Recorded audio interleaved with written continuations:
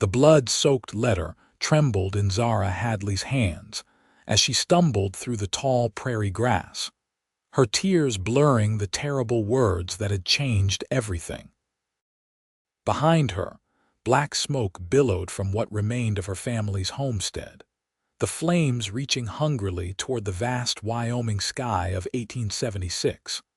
Zara's lungs burned as she pushed forward, her once pristine blue calico dress now torn and stained with ash and blood none of it her own. The morning had begun like any other on their modest farm outside Sweetwater Springs. Her father had been tending the livestock while her mother prepared breakfast. Then the riders came, 6 men, faces obscured by bandanas, demanding something her father claimed not to have. Zara had hidden in the root cellar, trembling as gunshots shattered the peaceful morning. When she finally emerged, her parents lay still on the dusty ground, and the men were ransacking the house. She'd grabbed her mother's locket, a small pouch of coins hidden beneath a floorboard, and the mysterious letter her father had clutched even in death. Then she ran. Now, the vast emptiness of the Wyoming Territory stretched before her in every direction. The nearest town was at least 15 miles away, and the October sun was already beginning its descent. The temperature would drop rapidly once darkness fell, and Zara had nothing but the clothes on her back. The sound of approaching hoofbeats sent a spike of terror through her heart. One of the riders must have seen her escape. With nowhere to hide in the open prairie, Zara pushed her exhausted legs to move faster, her breath coming in ragged gasps. "Hey, you there! Stop!" a deep voice called out behind her. Zara refused to look back, her feet pounding against the hard earth until her toe caught on a hidden prairie dog hole. She pitched forward with a cry, landing hard on the unforgiving ground. Pain shot through her ankle as she tried to scramble back to her feet. The rider approached quickly, the massive chestnut horse slowing to a stop just yards away. Zara finally looked up at the man who would surely end her life. He wasn't wearing a bandana. This stranger's face was fully visible, weathered by sun and wind, with several days' worth of stubble shadowing a strong jaw. His eyes, a startling shade of green, studied her with confusion rather than malice. "Miss, are you hurt?" he asked, swinging down from his saddle with a grace that spoke of a lifetime spent on horseback. Zara crawled backward, clutching the letter to her chest. "Stay away from me." The man stopped, holding his hands up in a gesture of peace.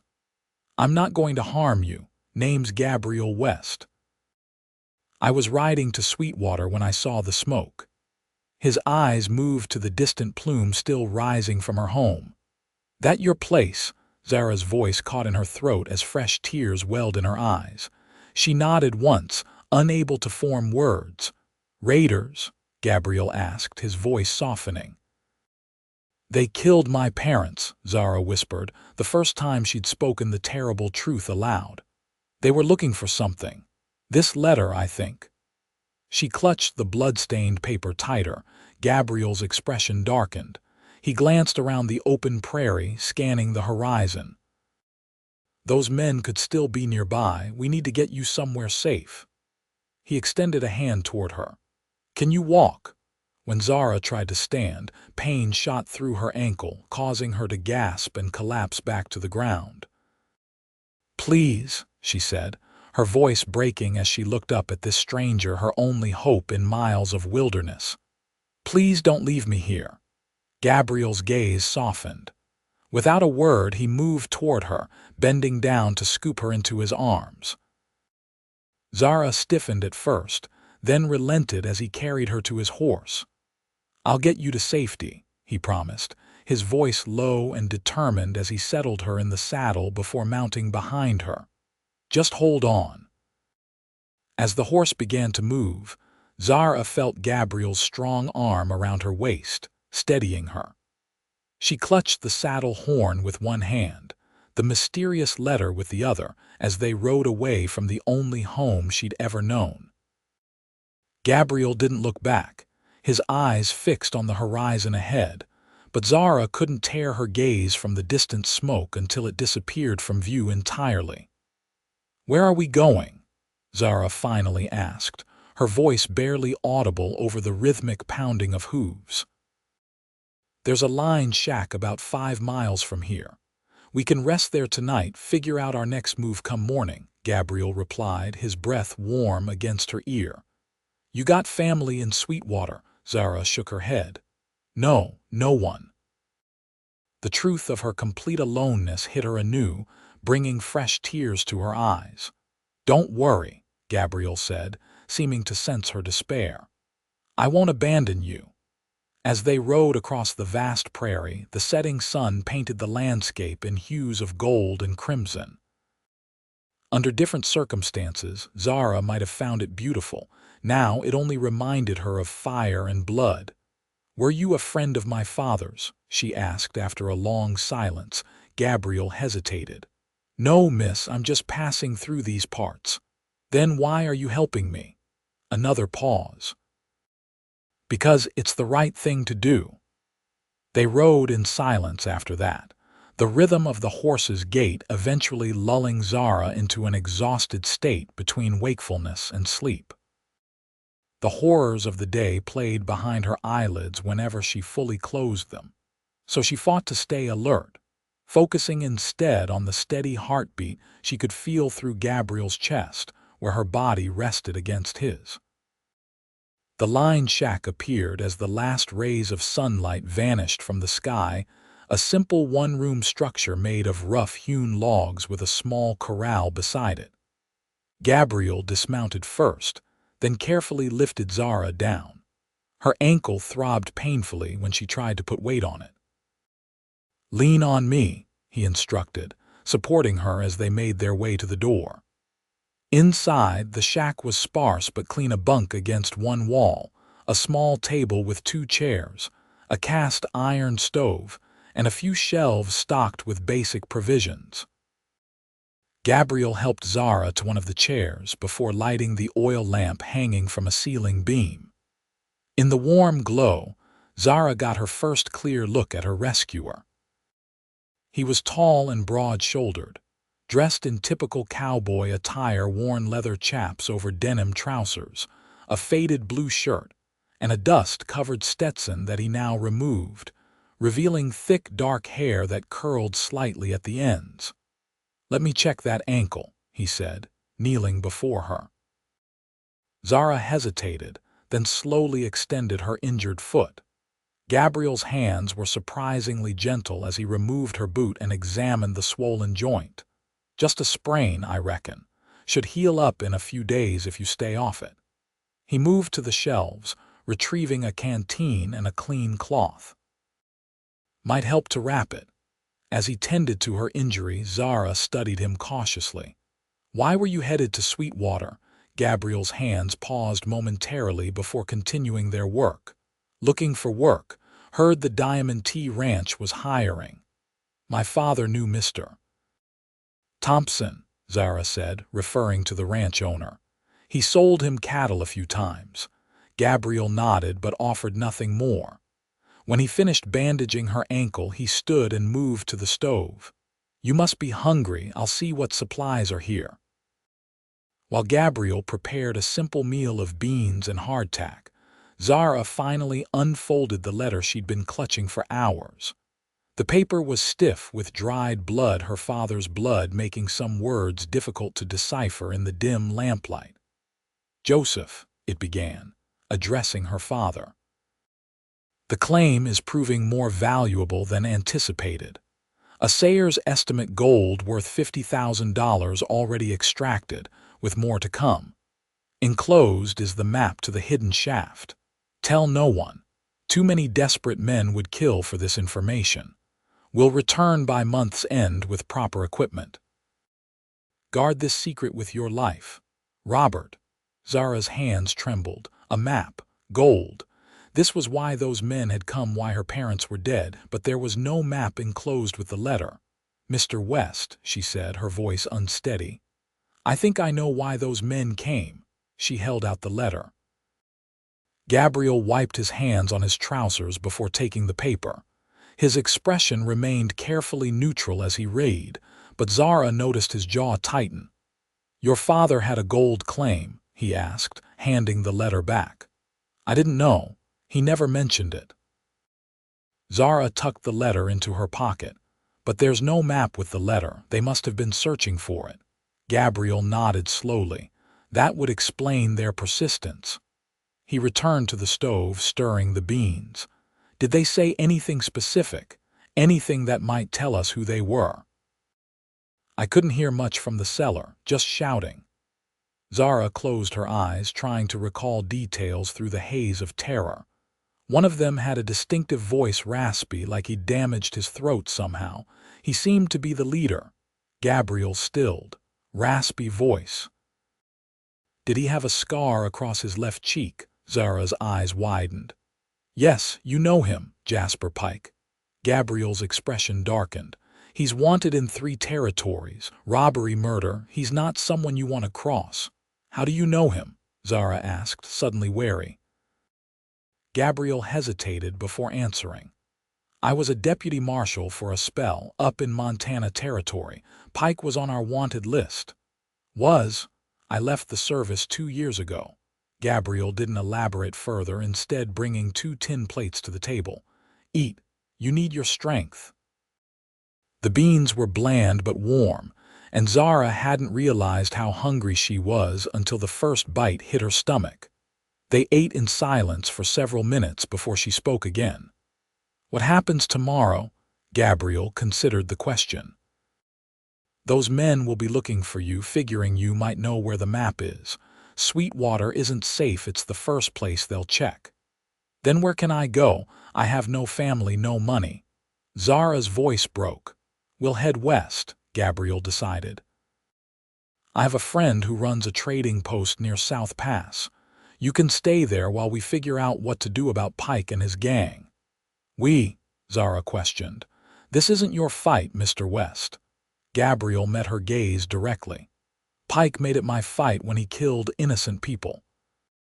Besides, he added, his voice softening slightly, I told you I wouldn't abandon you. I mean to keep that promise. After they finished eating, Gabriel insisted Zara take the bunk while he made a bedroll on the floor.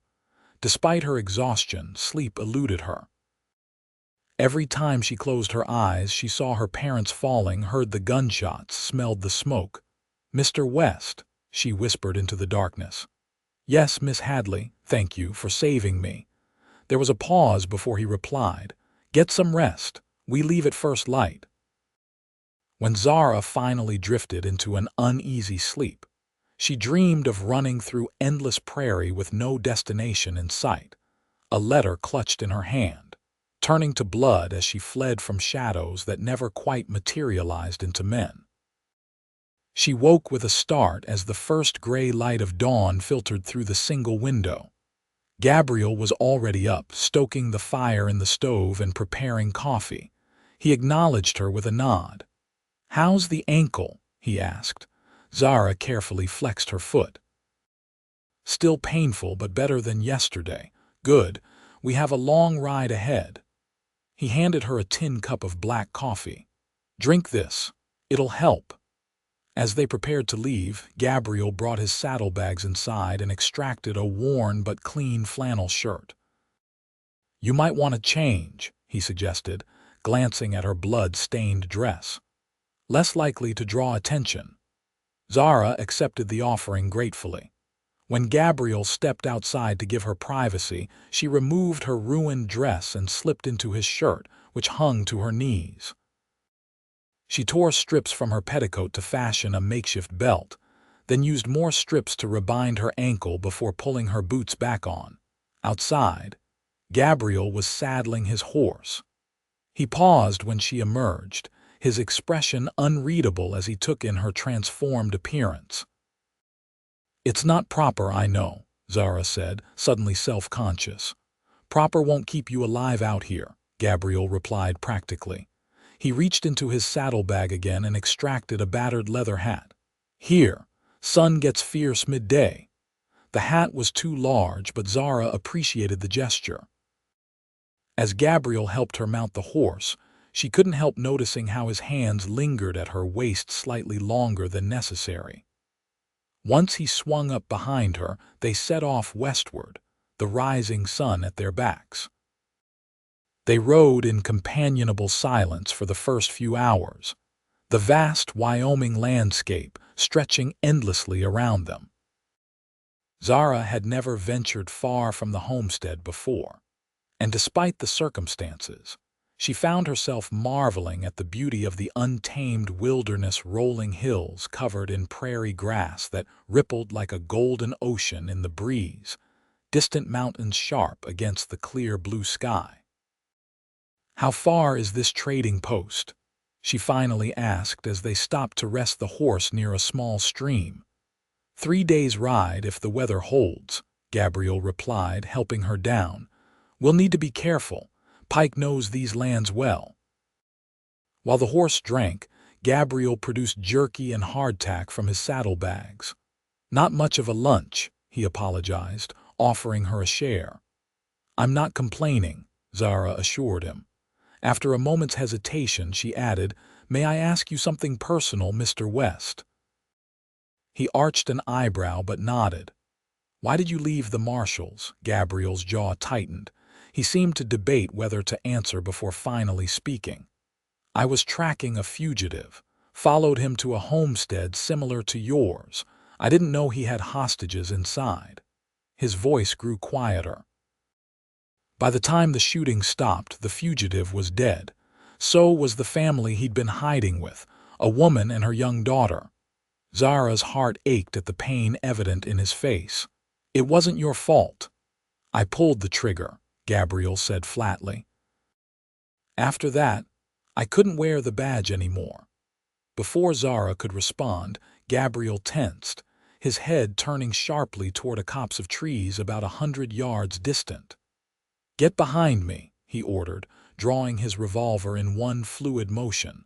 Zara's heart pounded as she scrambled to obey. "What is it?" "Someone's watching us." Gabriel's voice was barely above a whisper. "When I say run, get to the horse." Seconds stretched into an eternity as Gabriel stared at the trees, his body coiled like a spring. Suddenly, a covey of prairie chickens burst from the foliage, startling them both. Gabriel exhaled slowly, lowering his gun. "Just birds." "You're sure?" Zara asked, still trembling. "No," he admitted. "But we can't stay here. Let's move." They continued westward at a faster pace, Gabriel frequently glancing behind them. By mid-afternoon, dark clouds had gathered on the horizon, and a chill wind picked up. "Storm coming," Gabriel observed grimly. "We need shelter." As if nature had heard his concern, the first fat raindrops began to fall. Within minutes, it was a downpour. Gabriel urged the horse forward, searching the landscape for any sign of refuge. Through the curtain of rain, Zara spotted a dark shape in the distance. "There," she pointed. "Is that a structure?" Gabriel squinted through the deluge. "Looks like an abandoned homestead. Let's check it." The building turned out to be a small, dilapidated cabin, its door hanging from one hinge. Gabriel dismounted first, drawing his gun before entering to ensure it was truly abandoned. When he signaled the all clear, he helped Zara inside, then went back out to bring the horse under the partial shelter of what remained of a lean-to. Inside, the cabin was musty but dry. A stone fireplace dominated one wall, and though the cabin had clearly been empty for some time, there was still a stack of firewood beside it. "Lucky break," Gabriel commented, shaking water from his hat. He set about building a fire while Zara explored the single room. There wasn't much: a broken chair, a crude table, the remnants of a rope bed frame with no mattress. But in a corner, partially hidden by debris, she found an old trunk. Curious, she opened it to discover several moth-eaten blankets. "Mr. West," she called. Look what I found. Gabriel glanced over from where he was coaxing flames from kindling. Good find. We can dry our clothes and get warm. As the fire grew, casting a golden glow throughout the cabin, Zara became acutely aware of how her wet clothing clung to her body. Gabriel seemed to realize her discomfort. "I'll step outside while you change into something dry," he offered, turning toward the door. "But you're soaked too," Zara protested, "and it's still pouring." Gabriel hesitated. "I'll manage. Don't be foolish, we can." Zara blushed, unable to complete the thought. Gabriel cleared his throat. "I'll turn my back. You can wrap yourself in a blanket until your clothes dry." This compromise seemed reasonable. Zara waited until Gabriel faced the wall before quickly stripping off the wet flannel shirt and her remaining undergarments. She wrapped a blanket tightly around herself, then hung her clothes on a makeshift line Gabriel had strung near the fire. "Your turn," she said, keeping her eyes averted as Gabriel removed his own sodden clothing down to his long underwear, which he kept on out of propriety. Once they were both huddled by the fire, wrapped in scratchy blankets, the awkwardness slowly dissipated. The rain drummed steadily on the roof, creating a strangely peaceful atmosphere despite their circumstances. "Tell me about yourself, Mr. West," Zara said, breaking the comfortable silence. "You know my story, but I know very little about you." Gabriel prodded the fire with a stick. "Not much to tell. Grew up in Missouri. Father was a blacksmith. Mother died when I was young. Left home at 16 to find my fortune out west." A faint smile touched his lips. "Still looking for it." "And after the Marshalls, what did you do?" "This and that. Cowboying mostly. Drove cattle up from Texas a few times. Worked as a scout for wagon trains heading to Oregon." He shrugged. "I'm good with horses, decent with a gun, fair hand at tracking. Skills that keep a man employed out here." "No family of your own?" Zara asked, then immediately regretted the personal question. Gabriel's expression closed slightly. "No. This isn't the kind of life that lends itself to settling down." A comfortable silence fell between them again, broken only by the crackling of the fire and the persistent rain. Zara found herself studying Gabriel's profile, the strong line of his jaw, the small scar above his right eyebrow, the way the firelight played in his green eyes. There was something comforting about his presence, a steadiness that made her feel safe despite the danger they were in. "What will you do?" Gabriel asked suddenly. "After we reach the trading post," Zara hadn't thought that far ahead. "I don't know. I have a little money my mother kept hidden. Maybe enough to get to Cheyenne or Denver, find work as a seamstress or housemaid." "What about the gold claim?" Zara frowned. "What about it? The map is missing, and even if it weren't, I wouldn't know the first thing about mining." "But it was your father's claim. By rights, it's yours now." "Rights mean little when men like Pike are willing to kill for gold," Zara replied bitterly. Gabriel studied her for a long moment. "You could sell the claim if we found the map. Enough money to start a new life anywhere you wanted. We don't even know if the claim exists. It could be a wild goose chase." Zara pulled the blanket tighter around herself. "Besides, I don't have the map." "Are you certain?" Gabriel asked. "Your father must have hidden it somewhere." Zara thought back to her father's final moments, how he'd clutched the letter even as life left him. "If he had it, the raiders would have found it. They tore the house apart." "Maybe not." Gabriel leaned forward. "Men like Pike, they think in obvious terms. Secret compartments, false bottoms, hollow books. But sometimes the best hiding place is the most ordinary one." Zara's mind raced. What could her father have done with something so valuable? Then a memory surfaced, her mother's locket, the one Zara had grabbed before fleeing. It had always seemed slightly heavier than it should be, but she'd never thought to question why. With trembling fingers, Zara reached into the pocket of her drying clothes and extracted the gold locket. It was a simple oval with a floral design etched on the front. She'd opened it many times before to view the tiny portrait of her mother as a young woman, but now she examined it more carefully. "The back seems thicker than it should be," she murmured, turning it over in her palm. Gabriel moved closer, their shoulders touching as he peered at the locket. "May I?" Zara handed it to him. His fingers, calloused from years of ranch work, proved surprisingly dexterous as he examined the piece of jewelry. After a moment, he pressed on the edge of the back plate in a particular spot. There was a faint click, and a second compartment opened. Inside, folded to a tiny square, was a piece of parchment. "The map," Zara breathed. Gabriel carefully extracted it, unfolding it on the floor between them. The map was crude but detailed, showing landmarks, distances, and finally, the location of a mine shaft marked with an X near a place labeled Devil's Backbone.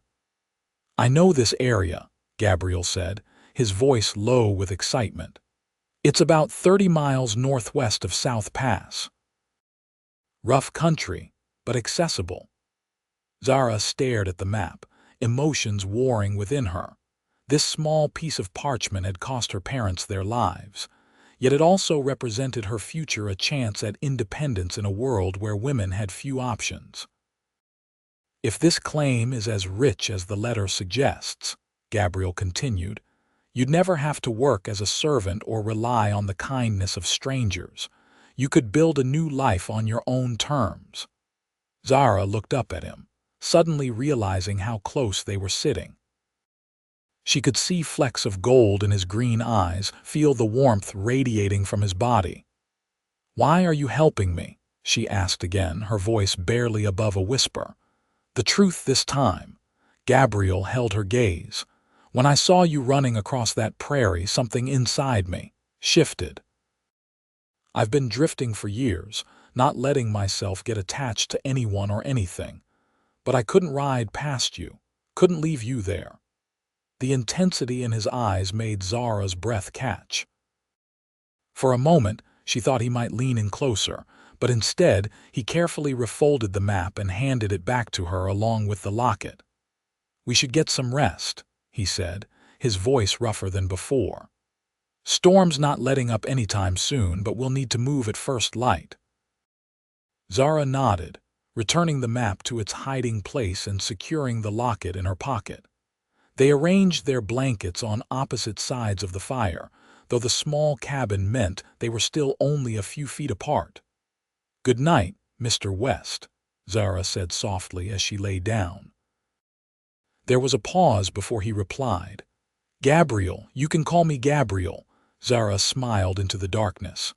"Good night, Gabriel." "Good night, Zara." The sound of her name on his lips followed her into dreams that, for the first time since the attack, weren't filled with terror. Morning brought clear skies and renewed purpose. Their clothes had dried overnight, and though the ground outside was muddy, traveling conditions were otherwise favorable. Gabriel seemed more reserved than the previous evening, maintaining a polite distance as they prepared to depart. As they rode westward, Zara found herself wondering what had caused his change in demeanor. Had she imagined the connection between them last night? Or was he simply remembering the barriers that should exist between them, a proper young woman and a man she'd known for barely 2 days? By midday, they'd covered significant ground. The landscape had begun to change, the flat prairie giving way to more rugged terrain with rocky outcroppings and scattered pine trees. They stopped in a sheltered hollow to rest the horse and eat a sparse lunch of the remaining jerky. "We should reach Miller's Creek by nightfall," Gabriel said, breaking a long silence. "There's a way station there. We can get proper supplies, maybe trade for a second horse." "How will we pay?" Zara asked, suddenly realizing the practical limitations of their situation. Gabriel patted his saddlebag. "I've got some money saved, not much, but enough to see us through to the trading post." Zara frowned. "I can't keep accepting your charity." "It's not charity," Gabriel replied simply. "Consider it an investment. When we sell that claim, you can pay me back." "And if the claim is worthless," a ghost of a smile crossed Gabriel's face, "then I reckon I made a poor investment." As they prepared to continue their journey, Gabriel suddenly froze, his hand moving instinctively to his holster. "What is it?" Zara whispered, fear clutching at her heart. "Riders," Gabriel replied tersely, "coming fast from the east." Zara turned to see a cloud of dust on the horizon, still distant but approaching rapidly. "Pike, can't tell yet, but we can't outrun them with both of us on one horse." Gabriel's mind seemed to be racing. "There's a stand of trees about half a mile ahead. We'll make for that, try to lose them in the rough ground beyond." They mounted quickly, Gabriel pushing the horse harder than before. As they neared the trees, the sound of pursuit grew louder. Gabriel reined in at the edge of the small forest. "I need you to listen carefully," he said, his voice urgent but controlled. "I'm going to create a diversion. You take the horse and keep heading west. Follow the creek bed, it'll lead you to the way station eventually." "What? No," Zara protested. "I'm not leaving you, you have to." Gabriel's expression was unyielding. "If they catch you, they'll kill you. If they catch me, I at least have a fighting chance." Before Zara could argue further, Gabriel leaped from the saddle, grabbing his rifle from its scabbard. "Go, now." Torn between fear and loyalty, Zara hesitated only a moment longer before taking the reins. "I'll send help from the way station," she promised. Gabriel nodded once, then disappeared into the trees. Zara urged the horse forward, following the creek as instructed. Behind her, she heard Gabriel's rifle crack twice, followed by shouts of confusion from their pursuers. The plan seemed to be working. The sounds of pursuit divided, with some continuing after her while others diverted toward Gabriel's position. Zara leaned low over the horse's neck, urging more speed as she navigated the increasingly rocky terrain. A shot rang out, much closer than before. Zara glanced back to see two riders gaining on her, their horses fresher and unencumbered by double riders as hers had been. Another bullet whizzed past her ear, causing the horse to shy violently. Ahead, the creek bed narrowed between steep embankments. It was her only chance. Zara guided the horse into the ravine, hoping the confined space would make her a more difficult target. The gamble worked. The pursuing riders were forced to slow as they entered the narrow passage. The ravine twisted and turned, eventually opening onto a broader valley. Zara spotted a plume of smoke in the distance, the way station. With renewed hope, she urged her exhausted mount forward. Behind her, hoofbeats pounded closer. A bullet struck a rock near her head, sending fragments flying. Her horse stumbled but recovered, foam flecking its mouth from exertion. The way station materialized ahead, a sturdy log building with a stable and corral beside it. Several horses were hitched outside and figures moved in the yard. Zara cried out for help as she approached, waving frantically. Two men emerged from the building, rifles raised. When they saw a woman being pursued, they immediately took defensive positions. One fired a warning shot that caused Zara's pursuers to rein in sharply. "That's far enough," the older of the two men shouted. "This is private property." Zara's horse nearly collapsed as she pulled up in front of the way station. One of the men helped her dismount while the other kept his rifle trained on the riders, who hovered at a distance, clearly reassessing their options. "Those men are trying to kill me," Zara gasped, her voice ragged from fear and exhaustion. "Don't worry, miss. They won't come any closer if they value their hides," the older man assured her. He was gray-haired and weathered, with kind eyes that reminded Zara of her father. "I'm Jim Haskell. This is my son, Frank." The younger man nodded without taking his eyes off the distant riders, who were now retreating back the way they had come. "My friend," Zara said urgently. "He stayed behind to distract them. There were more riders. He needs help." Jim frowned. "Where exactly?" "About 5 miles east, near a stand of trees by the creek," Zara explained frantically. "Please, they'll kill him." Frank glanced at his father. "I'll go, Pa. Take a couple of the boys with me." Jim nodded. "Be careful. If it's who I think it is, they're bad business." As Frank gathered 2 other men who'd emerged from the building, Jim guided Zara inside. The way station was a single large room with a counter at one end, behind which were shelves of supplies. Several rough tables occupied the center space, and a massive stone fireplace dominated the far wall. "Sit down, miss. You look about ready to drop," Jim said kindly, leading her to a chair. "Martha," he called toward a back room, "we need some hot tea and food." A plump, pleasant-faced woman emerged, wiping her hands on an apron. She took one look at Zara's disheveled appearance and clucked sympathetically. "You poor dear. What happened to you?" Before Zara could answer, the door burst open and a man staggered in, supporting another who was bleeding profusely from a shoulder wound. "Raiders hit the Cooper place," the uninjured man announced grimly. "Tom here took a bullet. Anyone here know doctoring?" Jim's wife immediately moved to help, directing the men to lay the wounded one on a table. Zara watched, momentarily forgotten in the commotion, as Martha efficiently cleaned and bandaged the injury. "Raiders are getting bolder," Jim commented, returning to Zara's side with a mug of tea.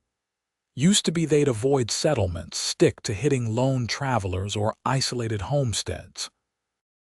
Now they're targeting established ranches." "Are they the same ones that were chasing me?" Zara asked, accepting the tea gratefully. "Likely so. Gang led by a man named Pike has been terrorizing this part of Wyoming for months." Zara's hands trembled at the confirmation.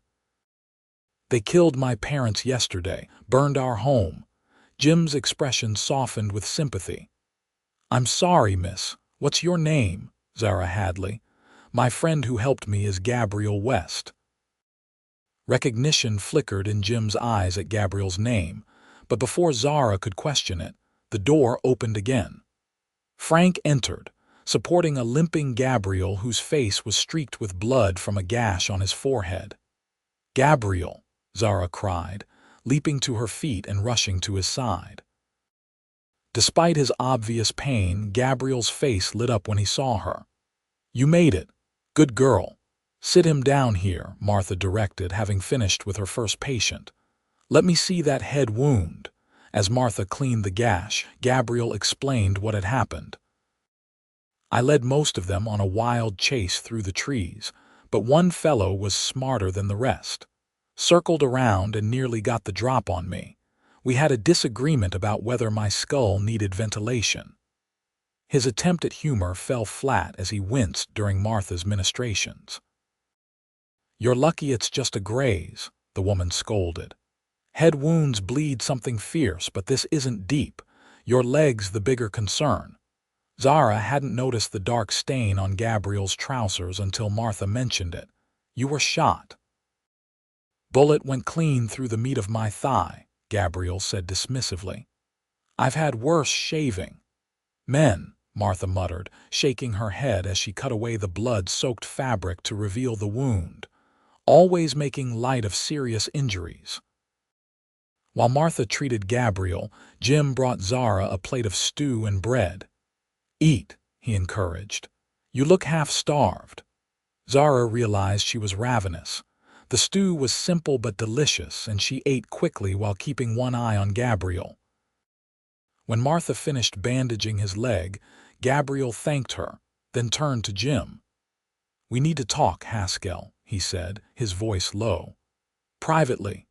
Jim nodded, helping Gabriel to a corner table far from the other occupants of the way station. Zara followed, unwilling to be separated from Gabriel again. "I thought you left the territory," Jim said once they were seated. "After what happened with the Donovan gang." "I did," Gabriel replied. "Circumstances brought me back." "Those circumstances have anything to do with Jasper Pike?" Gabriel's eyes flicked to Zara, then back to Jim.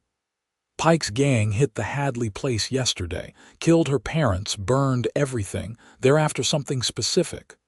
"The map," Jim guessed, surprising them both. "How did you know?" Zara asked. Jim sighed heavily. "Because Robert Caldwell stopped here 3 weeks ago on his way to your father's homestead.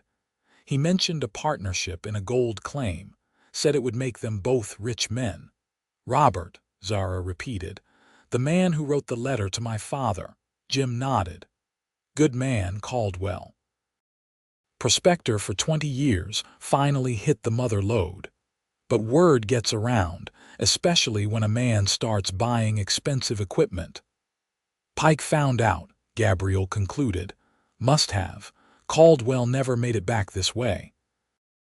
"Word is, a body was found near Medicine Bow. That might have been him, but it was too damaged for proper identification."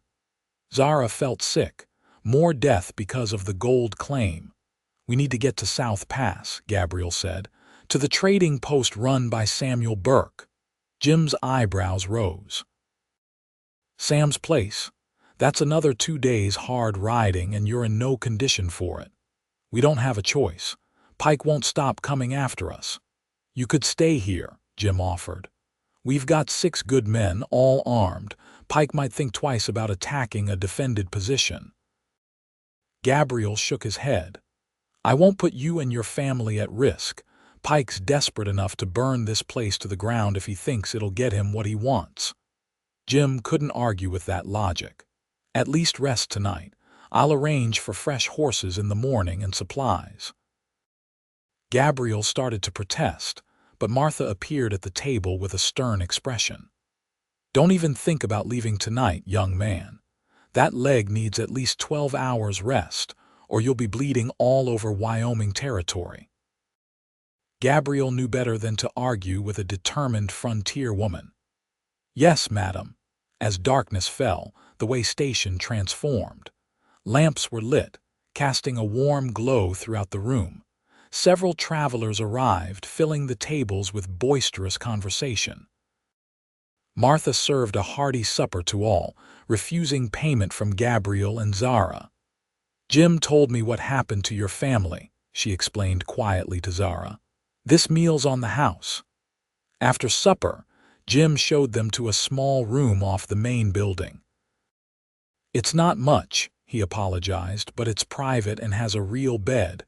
Martha put fresh linens on it. Gabriel looked uncomfortable. "I can sleep in the main room with the other travelers." "Nonsense," Jim replied. "With that leg you need proper rest." "Besides," he added with a meaningful look, "better to keep the young lady close, considering the circumstances." Once alone in the small room, an awkward silence fell between them. The space contained only a narrow bed, a washstand with a pitcher and basin, and a single chair. "You take the bed," Gabriel said immediately. "I'll manage with the chair." "Don't be ridiculous," Zara protested. "Your leg needs proper elevation." Martha was very clear about that. "It wouldn't be proper," Zara interrupted, a flash of anger surprising them both. "My parents are dead, men are trying to kill us both, and you're worried about propriety." Gabriel seemed taken aback by her outburst. After a moment, his expression softened. "You're right. Forgive me." The anger left Zara as quickly as it had come, leaving exhaustion in its wake. "There's nothing to forgive. You've risked your life for me, a complete stranger."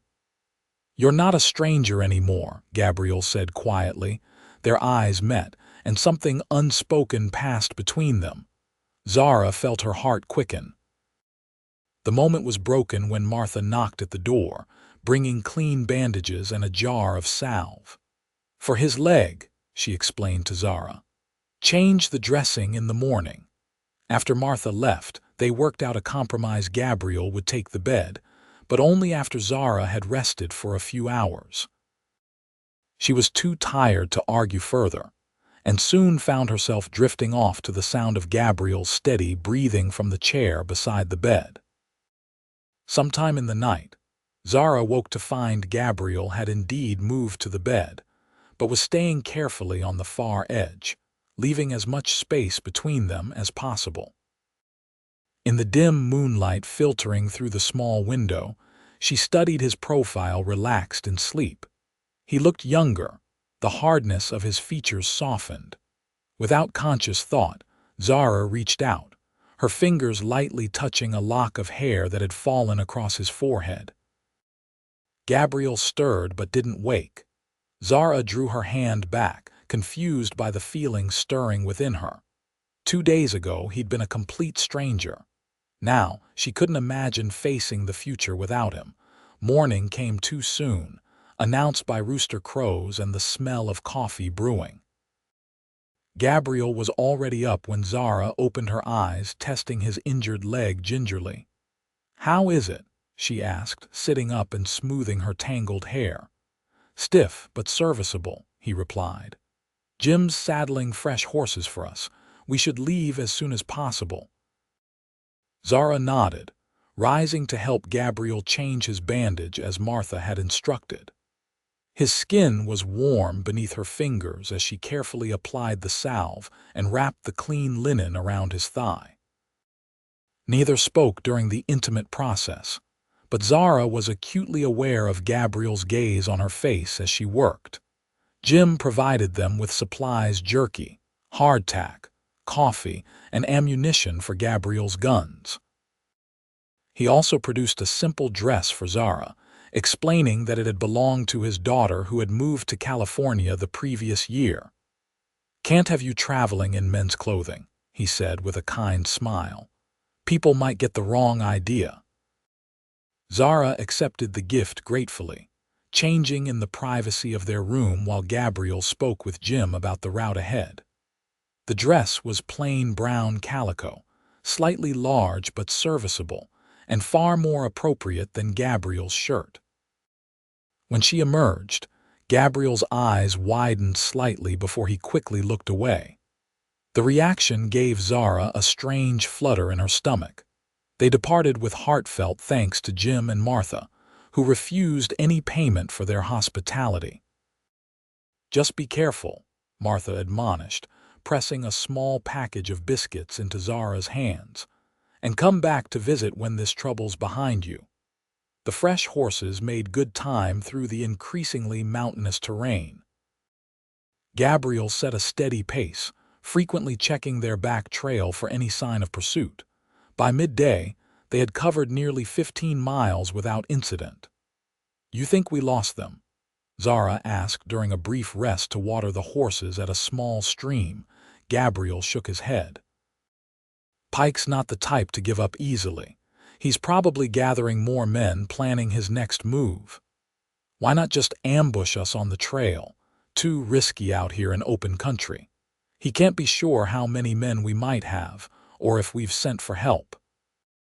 Gabriel adjusted his saddle, wincing slightly as he put weight on his injured leg. "He'll wait until we reach a settlement, try to figure out our plans. And then," Gabriel's expression was grim, "then he'll come for the map with enough men to make sure he gets it." They rode in silence for a while, each lost in thought. The landscape grew more dramatic as they progressed, towering pines replacing the scattered trees of the lower elevations, rocky cliffs rising in the distance.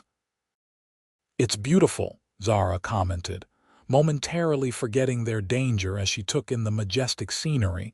Gabriel glanced at her, a faint smile softening his features.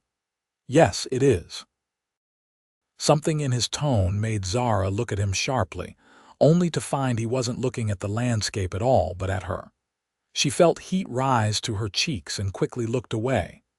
"Tell me about your friend at the trading post," she said, changing the subject. "The one we're going to see." "Sam Burke. We served together in the Marshals. Good man in a fight, better at keeping his mouth shut." Gabriel's expression grew thoughtful. After I left the service, he decided to try his hand at trading, set up a post near South Pass to serve the mining camps and immigrant trains. Last I heard, he was doing well for himself. Will he help us? Without question. Gabriel's confidence was reassuring. Sam owes me his life, though he'd never admit it. Says I only saved him so he'd have to buy the drinks next time. The image of Gabriel in his martial days, risking his life to save a friend, resonated with what Zara already knew of his character.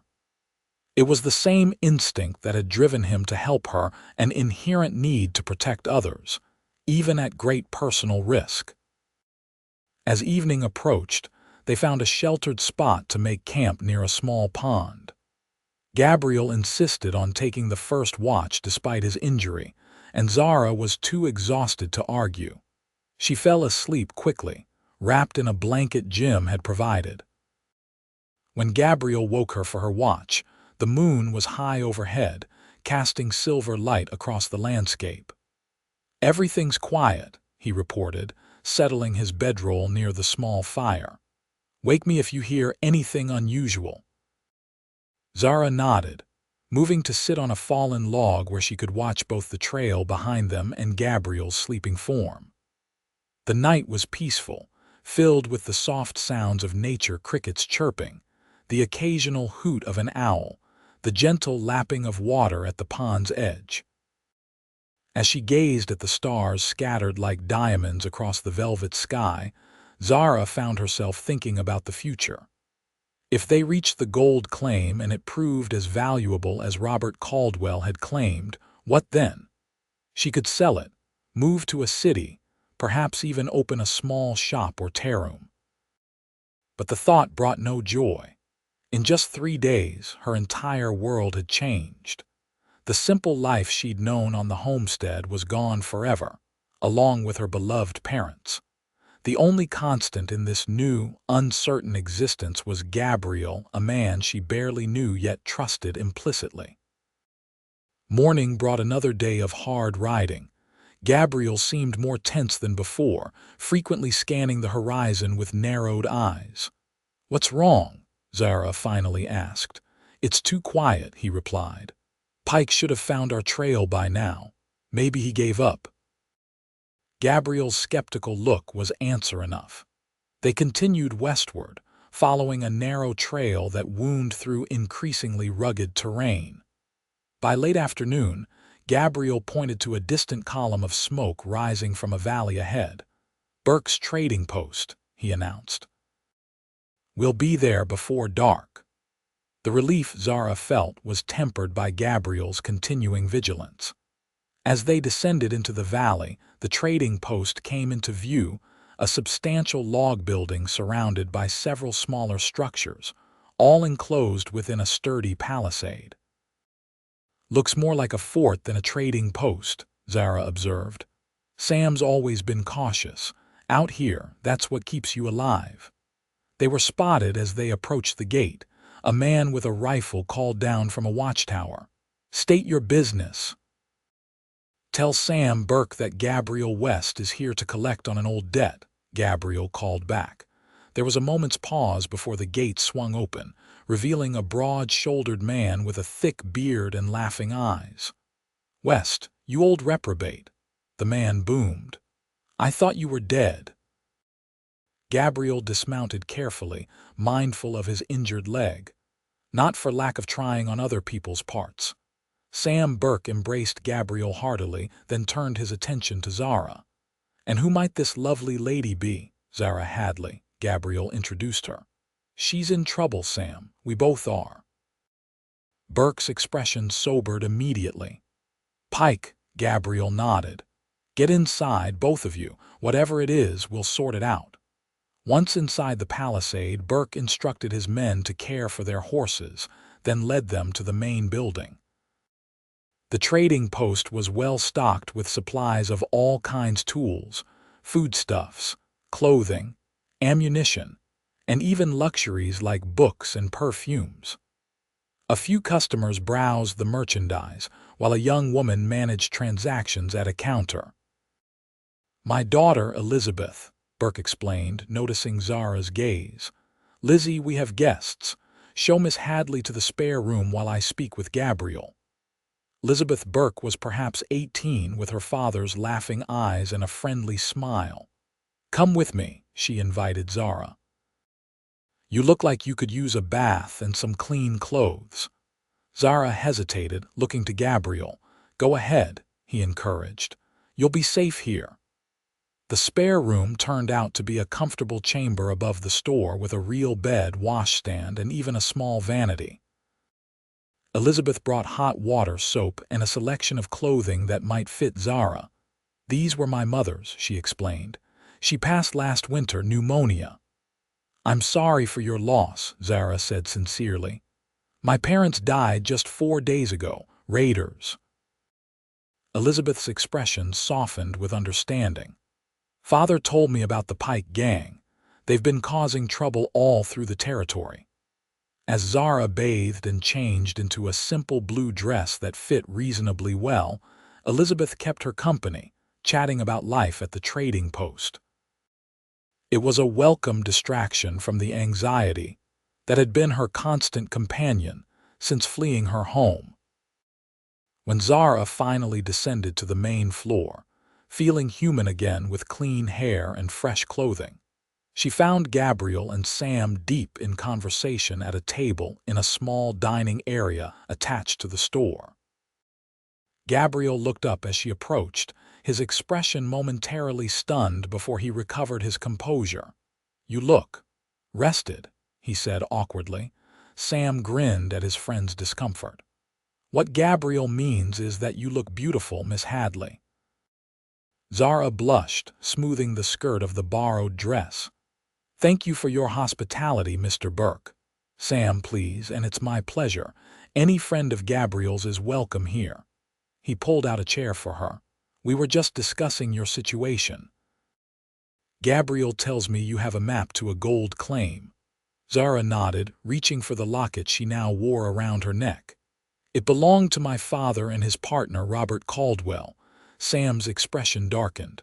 "Caldwell, I heard about his death. Nasty business." "You knew him?" Zara asked.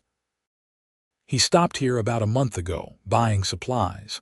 Excited about some new find, though he was tight-lipped about the location." Sam glanced at Gabriel. "If Pike killed Caldwell for information about the claim, then found out your father was his partner." "They thought he'd have the map," Gabriel finished grimly. "And now they know Zara has it," Sam concluded, "which means they'll be coming here next." Zara's stomach twisted with fear. "I've brought danger to your home. I'm so sorry." Sam waved away her apology.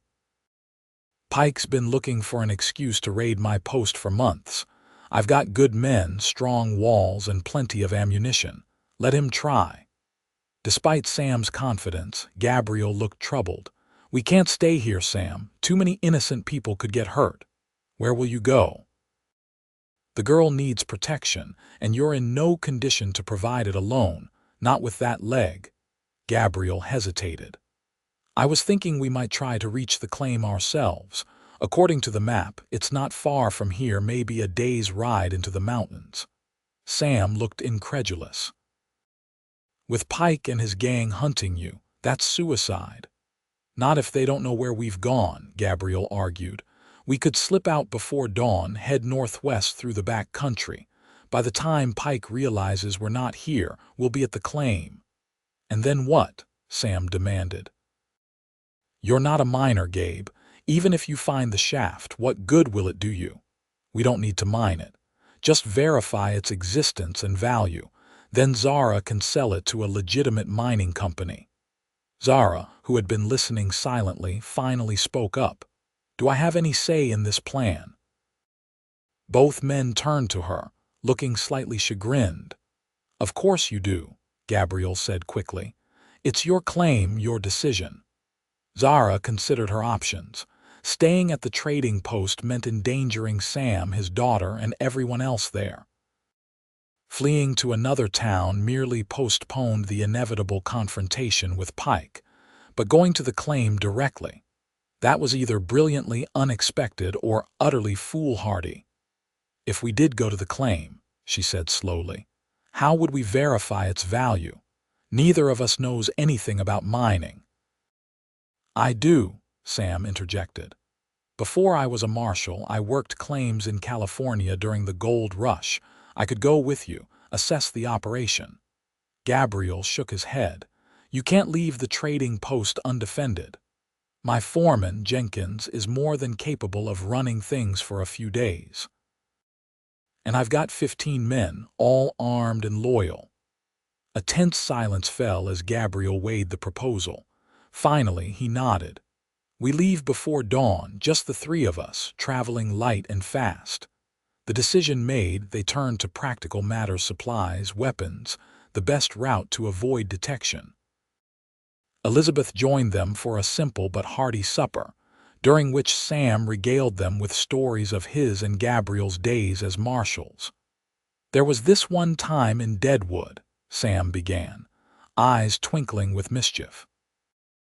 Gabriel was tracking a counterfeiter who'd taken to dressing as a woman to avoid capture. Sam, Gabriel warned, but his friend ignored him.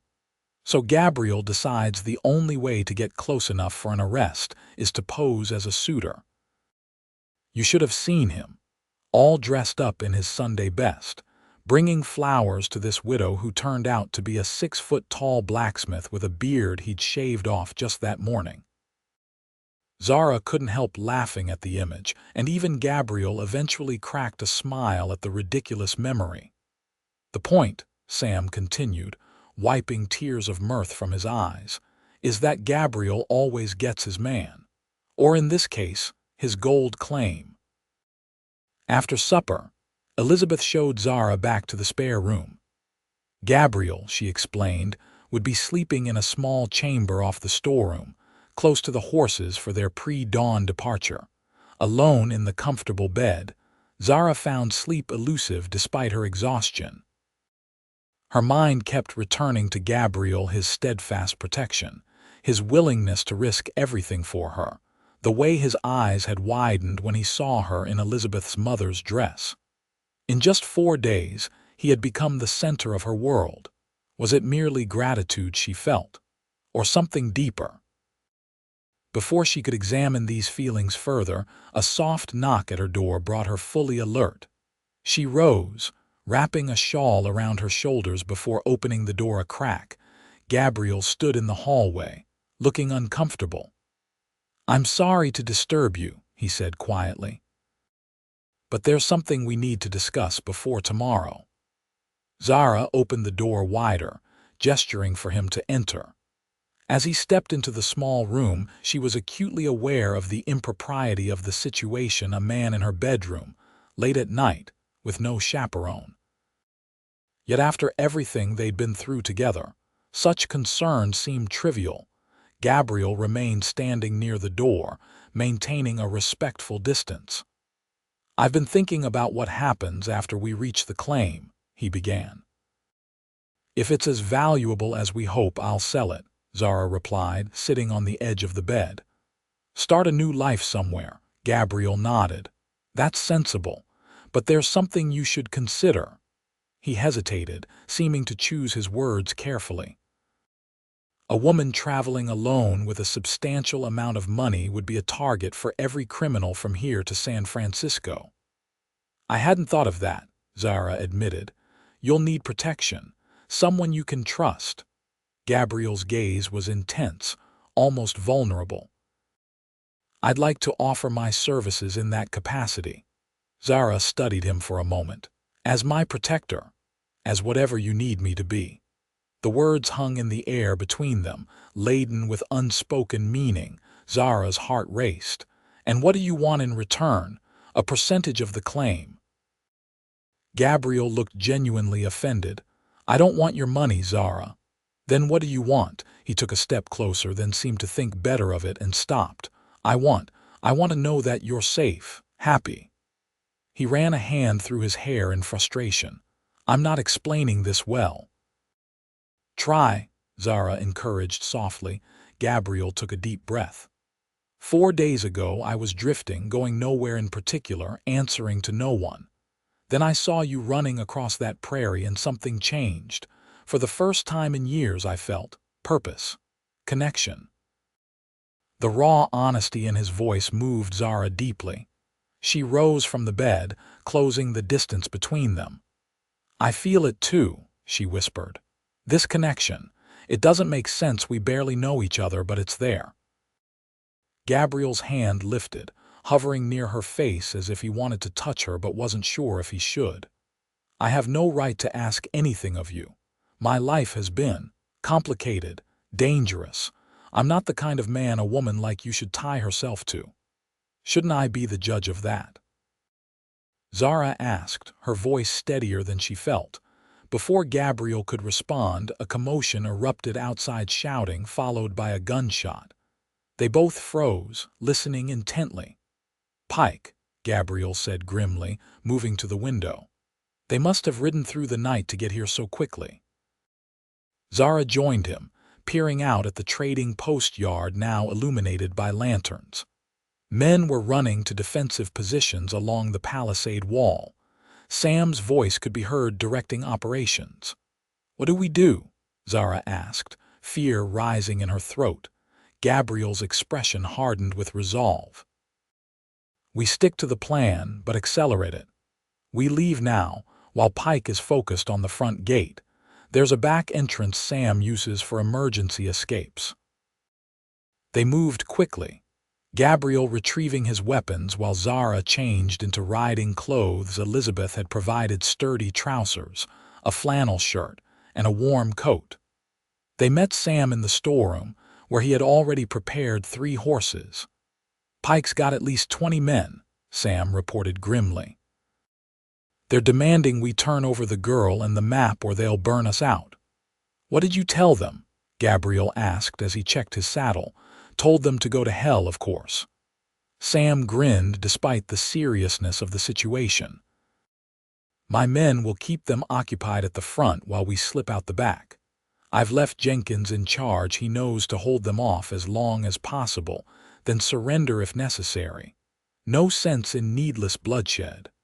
Gabriel clasped his friend's shoulder.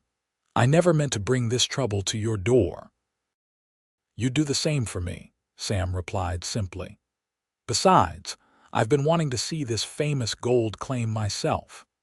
They led the horses through a narrow tunnel that ran beneath the palisade, emerging in a small clearing screened by dense trees. Behind them, the sounds of sporadic gunfire indicated that Pike's men were testing the trading post's defenses. We head northwest, Sam whispered, pointing to a barely visible trail leading into the forest. Stay off the main paths, stick to the high ground where we can see anyone following. If we push hard, we can reach the claim by noon tomorrow. With a final glance back at the trading post, where lantern light flickered through the darkness and the occasional shot rang out, they mounted their horses and disappeared into the night. The trail Sam chose was difficult, winding through dense forest, crossing rocky streams, climbing steep inclines that had them dismounting to lead the horses. But it was also unlikely to be discovered by pursuers, and they made good progress, despite the challenging terrain. Dawn found them high in the mountains, overlooking a vast wilderness of pine forests and rugged peaks. They paused to rest the horses and eat a cold breakfast of jerky and hardtack. How's your leg? Zara asked Gabriel, noticing his grimace as he dismounted. Stiff, he admitted, but functional. Sam studied the map from Zara's locket, comparing it to the landscape before them. We're making good time. The claim should be just beyond that ridge. He pointed to a jagged formation on the horizon. Devil's Backbone, they call it. Nasty piece of terrain, but a good place to hide a valuable mine. They continued their journey as the sun climbed higher, the air growing thin and cool at the increasing elevation. By mid-morning, they were traversing a narrow ledge along the face of a cliff, the horses picking their way carefully over loose shale. There, Sam said suddenly, pointing to a small plateau ahead. See that timber frame? That's a mine entrance. As they approached, the evidence of recent activity became clear: stacked lumber, mining tools, even a small cabin partially constructed nearby. But no people were visible.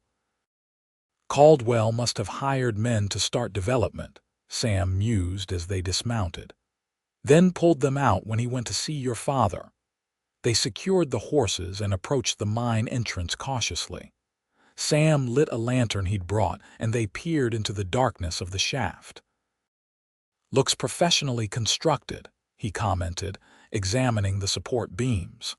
Caldwell knew what he was doing. They ventured deeper into the mine, Sam leading the way with the lantern, Gabriel bringing up the rear with his rifle ready. The shaft descended at a gentle angle for about 50 yards before opening into a larger chamber. "Lord Almighty," Sam breathed, raising the lantern higher.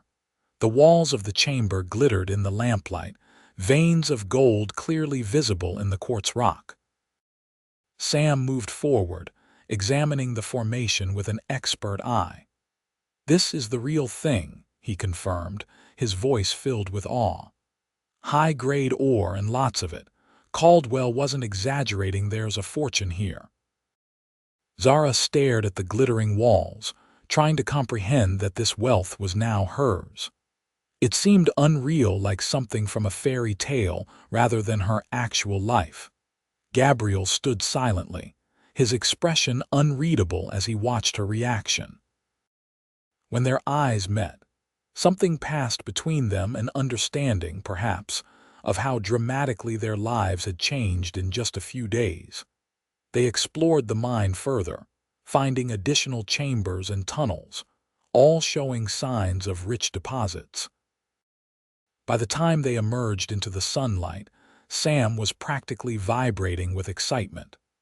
"This is one of the richest strikes I've seen since California in '49, he declared.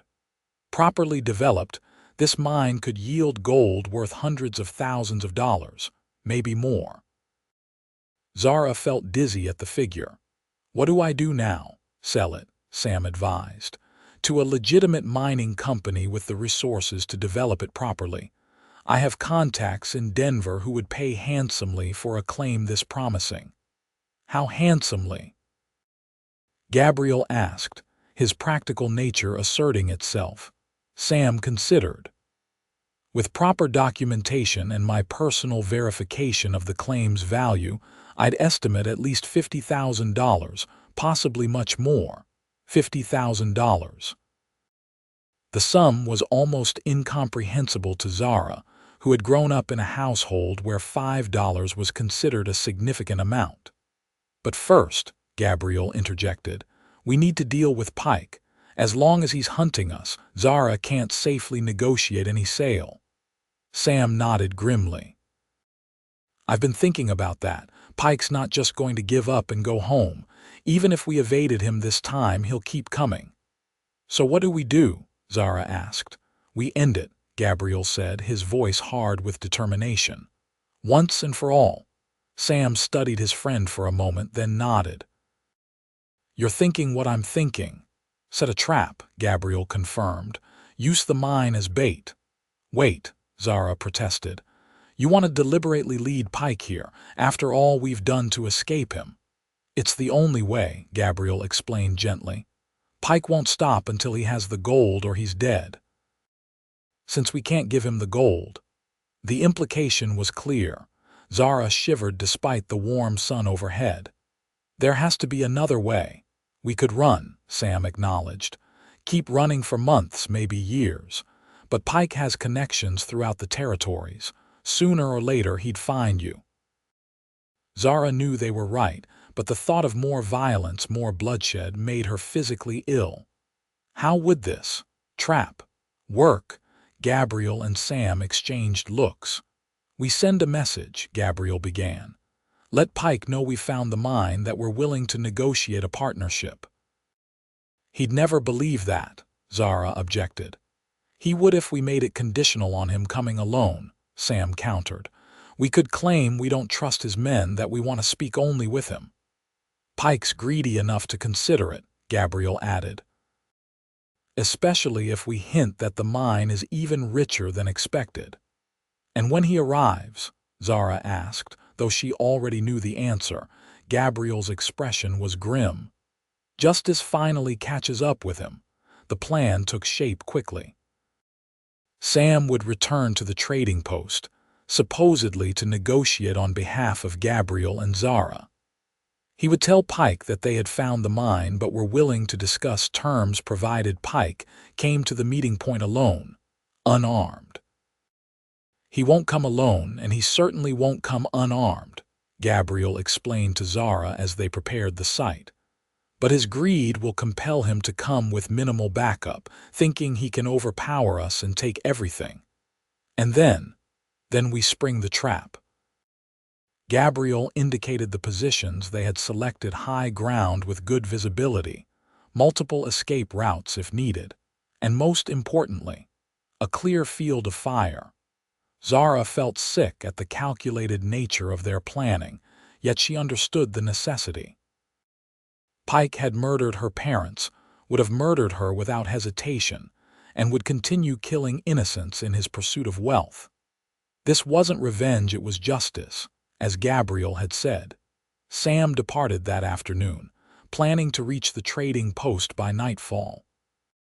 If all went according to plan, Pike would arrive at the designated meeting point, a small clearing half a mile from the actual mine, the following noon. Alone with Gabriel at the cabin site, Zara found herself unusually quiet as evening approached. They prepared a small fire and a simple meal from their supplies, then sat side by side watching the flames dance in the gathering darkness. "Having second thoughts?" Gabriel asked softly. Zara shook her head. "Not about Pike. He deserves whatever fate awaits him." She paused, gathering her thoughts. "I'm thinking about what comes after, about what all this means." She gestured vaguely toward the mine entrance. Gabriel waited patiently for her to continue. "A week ago, my future was set. I would help my parents with the homestead, eventually marry a local boy, have children, live and die in Sweetwater." Zara's voice trembled slightly. "Now everything's changed. I have options I never dreamed of. It's overwhelming." "What do you want?" Gabriel asked simply. The question caught Zara off guard. No one had ever asked her that before, not in such a direct, genuine way. What did she want? "I want." She hesitated, searching for the right words. "I want to honor my parents' memory, to build something meaningful, to never feel helpless again." She turned to look at Gabriel directly. "And I want to know if what I feel for you is real or just a product of these extraordinary circumstances." Gabriel's breath caught audibly. "What do you feel for me?" Zara's heart raced, but she forced herself to speak the truth. "Gratitude, certainly. Admiration for your courage and integrity, but also something deeper, something I've never felt before. When I'm with you, I feel whole, safe but not confined, free but not alone." Gabriel reached out slowly, taking her hand in his. "I've been drifting for years, Zara. Moving from place to place, job to job, never staying anywhere long enough to form attachments. I told myself it was because I didn't deserve peace after what happened with the Donovan family. But the truth is, I was afraid. Afraid of what? Of caring too much. Of having something precious that could be taken away." His fingers tightened around hers. "Then I saw you running across that prairie, and suddenly all I could think about was keeping you safe. Not because it was the right thing to do, but because the thought of any harm coming to you was unbearable." Zara's free hand moved to Gabriel's face, gently tracing the line of his jaw. "Is that love, do you think? This feeling that another person's welfare matters more than your own?" "I think," Gabriel said softly, "that love is when you can't imagine your future without someone in it." The truth of his words resonated deep within Zara's heart. She couldn't imagine her future without Gabriel, didn't want to. Despite the brevity of their acquaintance, The intensity of their shared experiences had forged a connection deeper than many lifelong relationships. Slowly, giving him every opportunity to pull away, Zara leaned forward until their lips met in a gentle kiss. Gabriel remained perfectly still for a heartbeat, then responded with a tenderness that brought tears to her eyes. When they finally separated, Gabriel rested his forehead against hers. "We hardly know each other," he whispered, echoing her earlier thoughts. "Then we'll learn," Zara replied simply. "Day by day, if you want to." Gabriel's answer was another kiss, deeper than the first, filled with promise and possibility. They spent the night talking by the fire, sharing stories of their pasts, dreams for their futures. Gabriel spoke of his childhood in Missouri, his complicated relationship with his father, his brief career as a marshal, and the tragedy that ended it. Zara told him about growing up on the homestead, her mother's gentle wisdom, her father's unwavering work ethic. As dawn approached, they finally settled on a bedroll near the fire, Zara's head resting on Gabriel's shoulder, his arm protectively around her waist.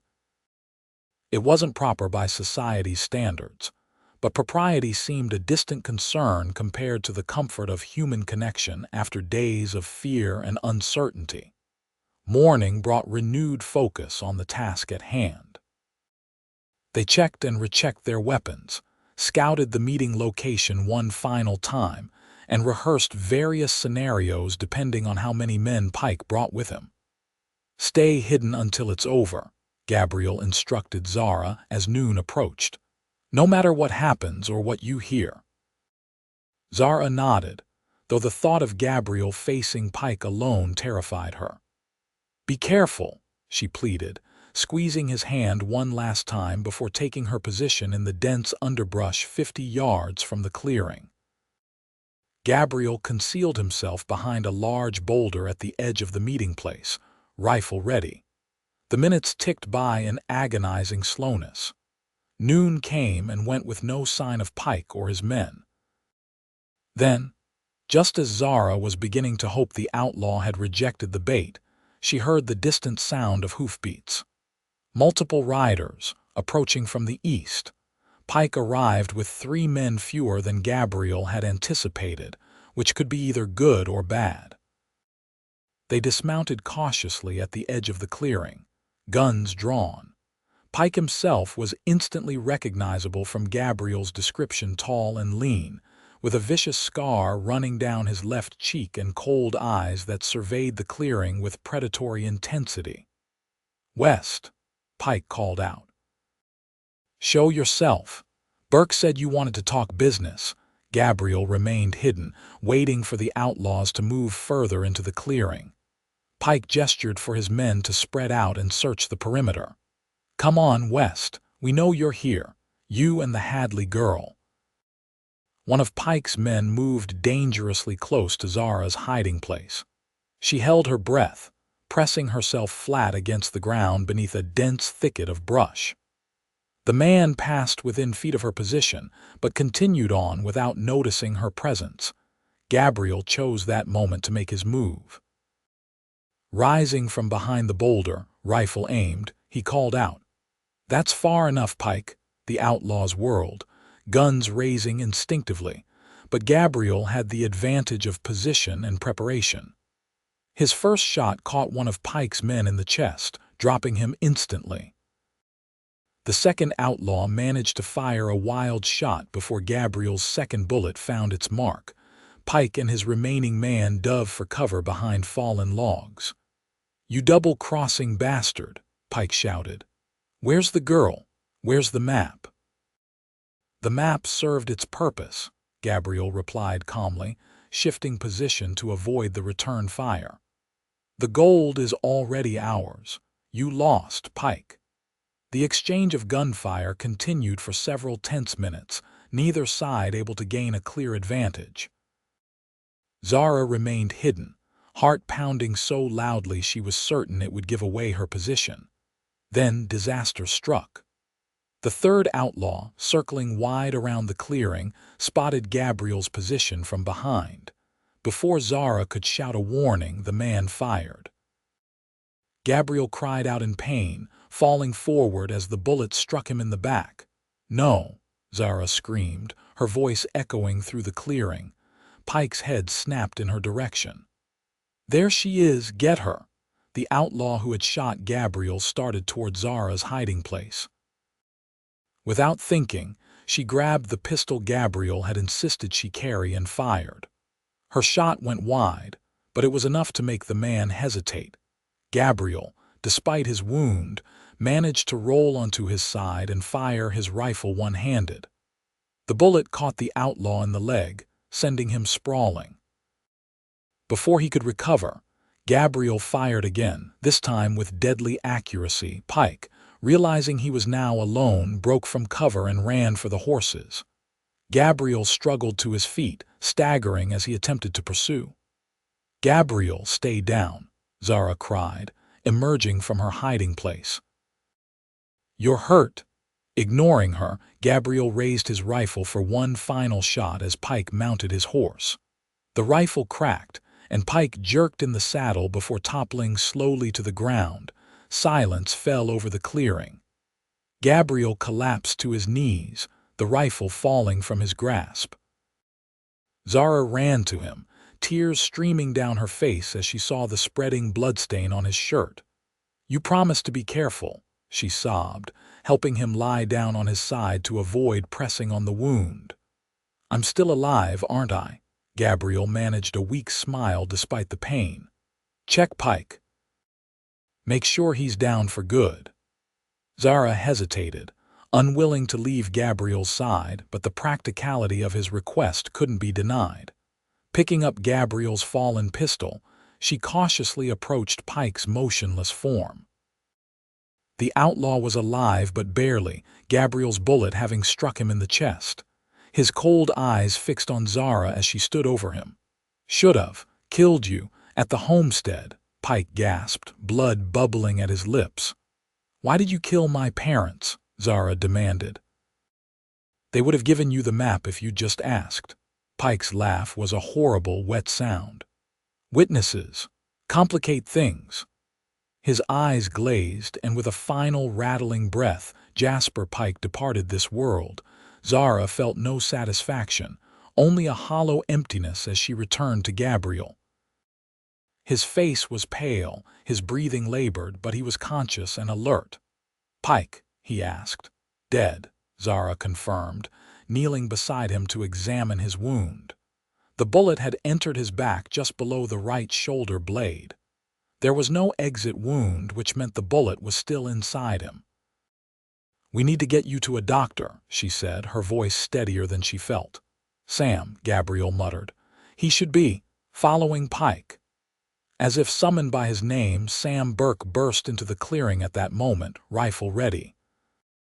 Taking in the scene 3 dead outlaws, Gabriel wounded, Zara kneeling beside him, he quickly dismounted. "Pike got overconfident, just as we predicted," he commented, checking Gabriel's wound with practiced hands. "But this looks bad, Gabe, bullets deep. Can you get it out?" Zara asked anxiously. Sam shook his head. "Not here, not safely. We need to get him to town. There's a doctor in South Pass." They fashioned a travois from branches and blankets, securing Gabriel as comfortably as possible before beginning the journey down from the mountains. He drifted in and out of consciousness, the pain and blood loss taking their toll despite his incredible fortitude. The journey to South Pass was the longest of Zara's life. Every jolt of the travois brought a moan of pain from Gabriel. Every hour that passed increased the risk of infection.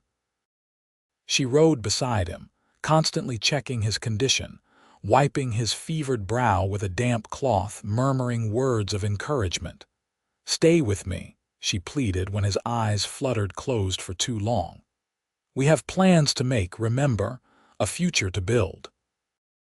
South Pass City was little more than a mining camp that had grown into a small town.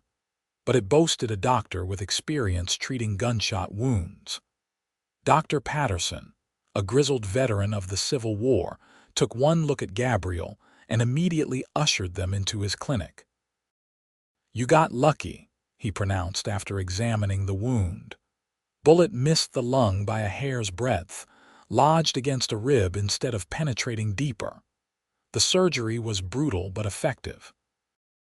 Zara insisted on staying, holding Gabriel's hand as the doctor extracted the bullet and cleaned the wound. Gabriel bore the ordeal with remarkable stoicism, only once letting a cry of pain escape his lips. "He'll need rest," Dr. Patterson instructed when the operation was complete. "Lots of it. No traveling for at least 2 weeks, preferably longer." Sam arranged rooms for them at the town's single hotel, one for Gabriel, one for Zara, and one for himself.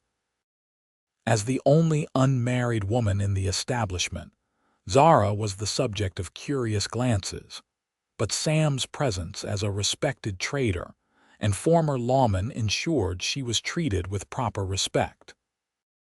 For the next week, Zara barely left Gabriel's side, nursing him through fever and pain with unwavering dedication. Sam, meanwhile, handled practical matters, registering the mine claim in Zara's name at the local assayer's office, sending telegrams to his contacts in Denver about a potential sale, and ensuring that news of Pike's death spread throughout the territory. Gabriel improved steadily under Zara's care. By the 10th day, he was able to sit up in bed and take short walks around the room. His natural strength and the doctor's skilled treatment had averted the danger of infection, leaving only the slow process of rebuilding his strength.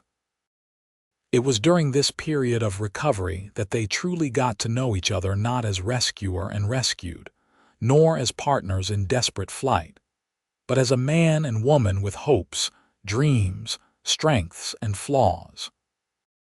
Gabriel spoke of his desire to settle down, to build something lasting after years of transient existence.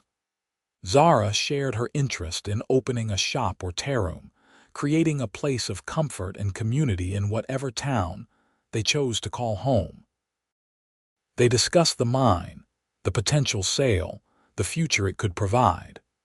Sam reported that interest from mining companies was intense, with preliminary offers exceeding his original estimate of $50,000. "You'll be a wealthy woman," Gabriel commented one evening as they sat together in his room, watching the sunset through the window. "Able to go anywhere, do anything." Zara studied his face, noting the hint of uncertainty in his expression. "Does that worry you?" Gabriel hesitated. "I have nothing to offer a woman of means. No property, no profession beyond skills with a gun and horse." "You offered me your protection when I had nothing," Zara reminded him. "Your loyalty when I was a stranger, your heart when I was lost." She took his hand in hers. "Those things are worth more than gold." Relief washed over Gabriel's features. "I love you, Zara Hadley. I know it's fast, maybe even foolish, but I've never been more certain of anything in my life." "Then I must be equally foolish," Zara replied with a smile, "because I love you too." Their kiss was interrupted by a knock at the door. Sam entered, his expression unusually solemn. "There's a man here to see you, Zara. Says he's your father's lawyer from Cheyenne." The lawyer, Mr. Elliott, was a precise, methodical man who had handled Joseph Hadley's legal affairs for years. He had learned of the attack on the homestead and had been searching for Zara ever since. "Your father was a prudent man," Mr. Elliott explained, adjusting his spectacles as he opened his briefcase on the hotel room table. "He came to see me 3 weeks ago to update his will, specifically to include provisions regarding a mining claim he had recently acquired in partnership with Mr. Robert Caldwell." Zara exchanged glances with Gabriel, who had insisted on being present despite his still weakened condition. "In the event of both your parents' deaths," the lawyer continued, The homestead and all associated property, including the mining claim, passed to you as their sole heir. However, there was one specific condition regarding the claim. He extracted a document from his briefcase. Your father stipulated that should the claim prove valuable, 10% of all proceeds must go to the families of those who died in the Silver Creek mining disaster of 1873. Silver Creek, Sam interjected. That was Caldwell's first major operation. Gas explosion killed 12 miners, Mr. Elliot nodded. Mr. Caldwell apparently felt responsible, though the official investigation cleared him of negligence. Your father shared his friend's desire to make amends. Zara felt a surge of pride in her father's compassion. Of course I'll honor his wishes. Can you help arrange it? That's why I'm here, Mr. Elliot confirmed. I've already been in contact with most of the families. Once the claim sells, I can ensure the funds are properly distributed. The remaining details were quickly settled. Mr. Elliot would handle the legal aspects of the mine sale, ensure the Silver Creek families received their share, and assist Zara with investing the remainder to provide long-term security.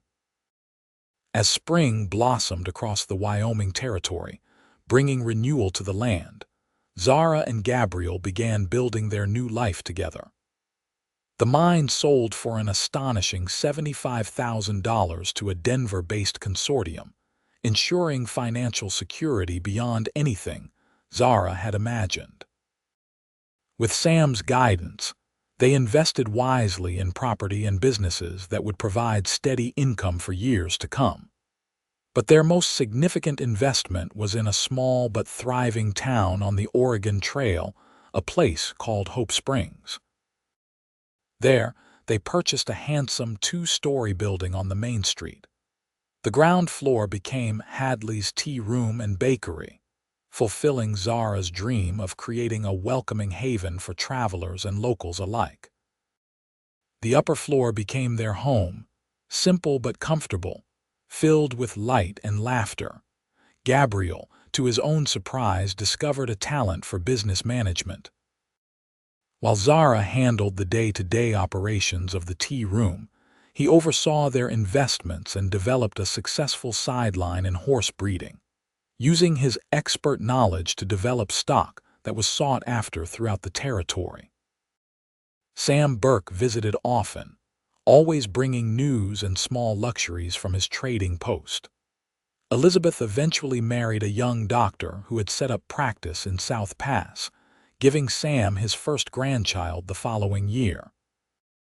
On a perfect autumn day, exactly 1 year after Gabriel had carried Zara across the prairie away from the smoking ruins of her homestead, they stood together in the small church in Hope Springs and exchanged wedding vows.